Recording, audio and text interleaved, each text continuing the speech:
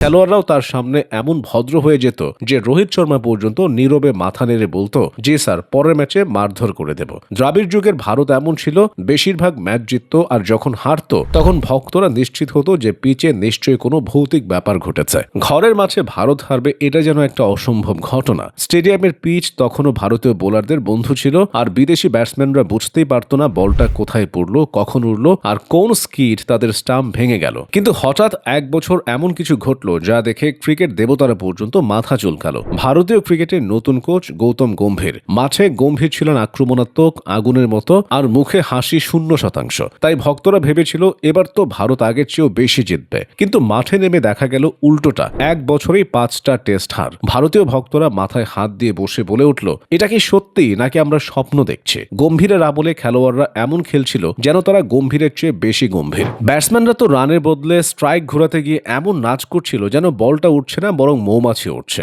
আর বোলাররা তো এক একটা ওভার এমন দিচ্ছিল যেন প্রতিপক্ষ দলের ব্যাটসম্যানদের আত্মবিশ্বাস বাড়াতে বিশেষ অফার চলছে।